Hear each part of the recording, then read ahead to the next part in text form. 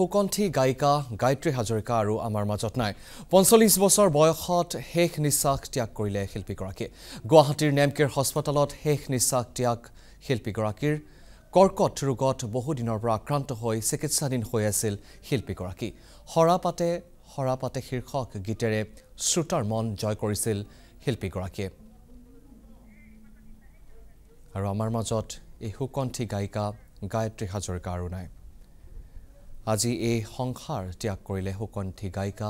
গায়ত্ৰী হাজৰিকাই বহু দিনৰ পৰা কৰ্কট ৰোগত আক্ৰান্ত হৈ নেমকেৰ হস্পিটেলত ভৰ্তি হৈ আছিল চিকিৎসাধীন অৱস্থাত আছিল আৰু নেমকেৰ হস্পিটেলতে আজি শেষ নিশ্বাস ত্যাগ কৰিলে এই শিল্পীগৰাকীয়ে কৰ্কট ৰোগত বহু দিনৰ পৰা আক্ৰান্ত হৈ চিকিৎসাধীন হৈ আছিল এই শিল্পীগৰাকী ৪৫ বছৰ বয়সতে শেষ নিশ্বাস ত্যাগ কৰিলে ফুকণ্ঠী গায়িকা গায়ত্ৰী হাজৰিকাই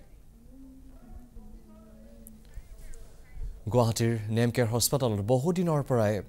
কৰ্কট ৰোগত আক্ৰান্ত হৈ চিকিৎসাধীন হৈ আছিল আৰু আজি কৰ্কট ৰোগৰ সৈতে হাৰ মানিলে এই কুকিল কণ্ঠী গায়িকাগৰাকীয়ে আৰু গুৱাহাটীৰ নেমকেৰ হস্পিটেলত শেষ নিশ্বাস ত্যাগ কণ্ঠশিল্পীগৰাকীৰ কৰ্কট ৰোগত বহু দিনৰ পৰা আক্ৰান্ত হৈ চিকিৎসাধীন হৈ আছিল শিল্পীগৰাকী হৰাপাতে শীৰ্ষক গীতেৰে শ্ৰোতাৰ মন জয় কৰিছিল গায়িকাগৰাকীয়ে আৰু ৪৫ বছৰ বয়সতে শেষ নিশ্বাস ত্যাগ কৰিলে শিল্পীগৰাকীয়ে হৰাপাতে গীতেৰে শ্ৰোতাৰ মন জয় কৰিবলৈ সক্ষম হৈছিল এই কুকিল কণ্ঠী গায়িকাগৰাকী বহু দিনৰ পৰাই কৰ্কট ৰোগত আক্ৰান্ত হৈ আজি শেষ নিশ্বাস ত্যাগ কৰিলে গুৱাহাটীৰ নেমকেয়াৰ হস্পিটেলত কৰ্কট ৰোগৰ সৈতে বহু দিনৰ পৰা যুঁজি আজি এই সংসাৰ ত্যাগ কৰিলে কুকিল কণ্ঠী গায়িকাগৰাকীয়ে কৰ্কট ৰোগত আক্ৰান্ত হৈ বহু দিনৰ পৰাই চিকিৎসাধীন হৈ আছিল এই শিল্পীগৰাকী আৰু আজি কৰ্কট ৰোগৰ আগত হাৰ মানিলে এই শিল্পীগৰাকীয়ে এই সংসাৰ ত্যাগ কৰিলে এই কুকিল কণ্ঠী গায়িকা গায়ত্ৰী হাজৰিকা আমাৰ মাজত আৰু নাই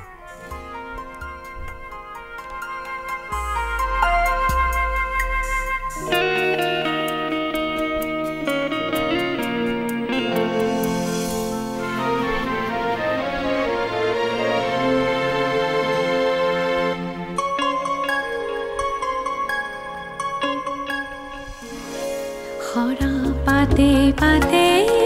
ফাগুন নামে পলাশৰে ৰাঙুলি বতাহে কানে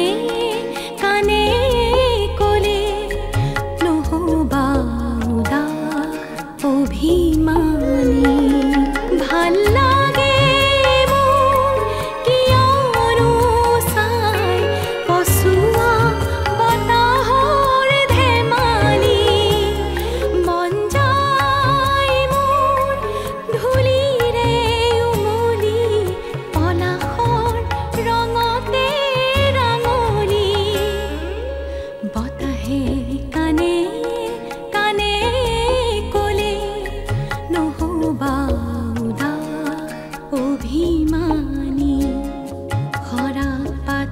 পাতে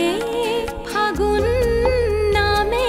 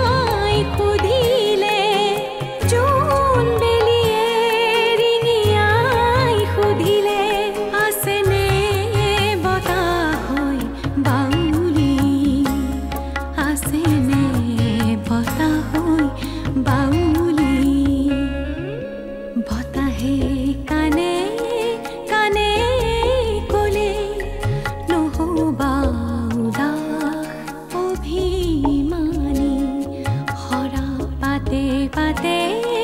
ফাগুন নামে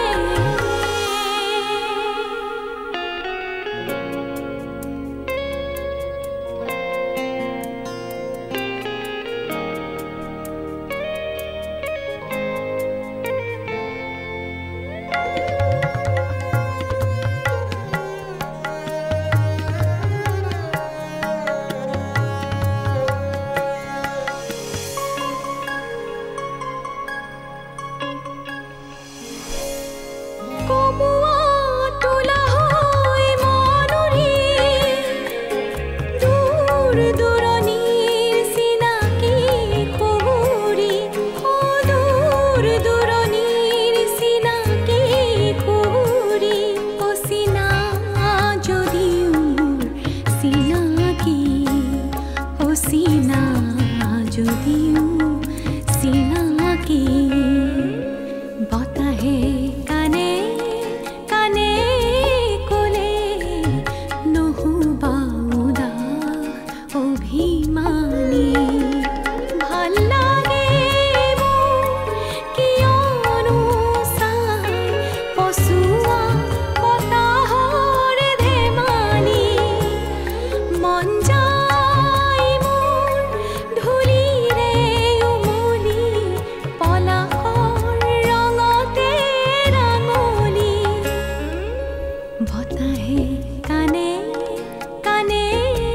কলে নহবা উদাস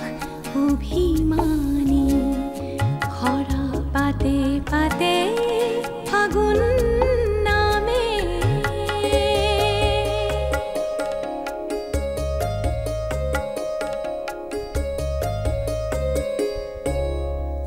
আমাৰ সৈতে ফোন লাইনত সংযুক্ত হৈছে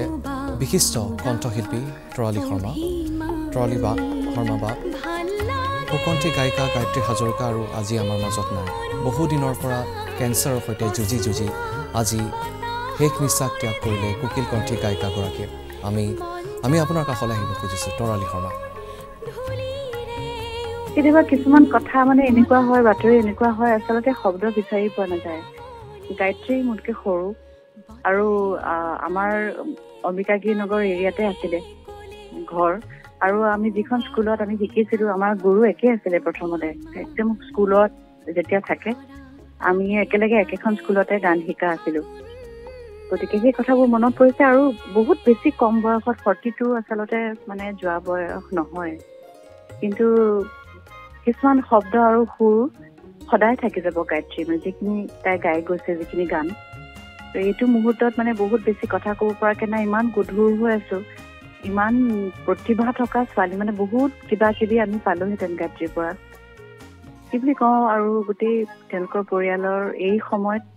মানে লগতে আছোঁ বুলি কৈছোঁ আৰুনো কি ক'ম ভগৱানে শক্তি দিয়ক আৰু আত্মাৰ সদগতি কামনা কৰিছোঁ আৰু গায়ত্ৰীক যেনেকৈ নহওক কিয় জীয়াই ৰাখিবলৈ আমি সংগীতৰ লগত জড়িত সকলোৱে হয়তো প্ৰয়াস কৰিব লাগিব মই যিমানখিনি পাৰোঁ মই সেইখিনি চেষ্টা কৰিম